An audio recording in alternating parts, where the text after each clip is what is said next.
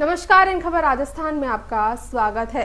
पश्चिम बंगाल के दक्षिणी 24 परगना जिले के मीनखाना की एक लड़की तस्करी की शिकार होने के लगभग 16 साल बाद अपने परिवारजनों से मिल पाई। अब वह 27 साल की हो चुकी है और अपने पति तथा 3 बच्चों के साथ राजस्थान में रहती है। लड़की HMM रेडियो के उत्साही लोगों के प्रयासों की बदौलत अपने परिवार से मिल पाई। उसके पति ने पुलिस को बताया कि कई साल पहले उसे लड़की पर दया आ गई थी और वह उसे अपने घर लेकर आ गया था। पश्चिम बंगाल रेडियो WBRC के सचिव अम्बरीश नाग विश्वास ने कहा, बुधवार को हमें दिल्ली में एक लड़की के बारे में जानकारी मिली जो अपने अम्मी और अब्बू से मिलना चाहती थी।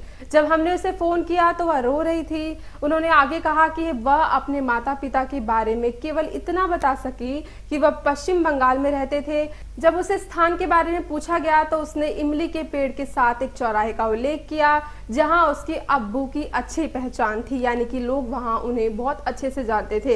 इस दौरान वो यही कहती रही कि अब वह दिल्ली की रहने वाली है। बहुत कोशिशों के बाद बच्ची का आधार कार्ड तो मिल सका, लेकिन बहुत आश्चर्य की बात ये रही कि आधार कार्ड पर तस्वीर तो उसकी थी, लेकिन नाम एक हिंदू महिला का था। आधार कार्ड पर पता भी राजस्थान के कस्बे का था। काफी मशक्कत के बाद आखिरकार मीना खान में लड़की के परिवार का पता भी चल सका। उसके माता पिता ने बताया कि जब वह 11 उम्र की थी, यानी कि जब 11 बरस की थी, तब वह लापता हो गई थी। वे उसके तलाश के लिए दिल्ली भी गए, मगर कोई फायदा नहीं हो सका। आखिरकार उन्हें ये मानना पड़ा कि अब वह नहीं रही।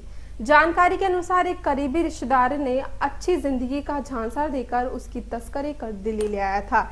WBRC ने वीडियो कॉल के जरिए लड़की को उसकी मां से मिलाया और जब इस बात की पुष्टि होती है कि पहचान मेल खाती है तो राजस्थान में अधिकारियों से संपर्क साधा गया। बुधवार शाम को जब लड़की का पति काम से लौटा तो राजस्थान पुलिस के जवानों ने उससे पूछताछ भी की।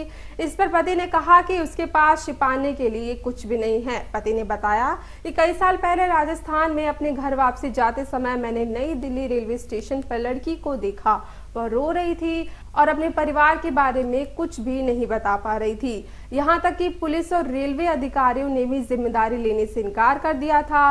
उसकी कोई मदद नहीं कर रहा था। मुझे ऐसा एहसास हुआ कि वह इतने बड़े रेलवे स्टेशन पर गंभीर खतरे में थी और मैंने उसे अपने साथ घर लाने का फैसला किया।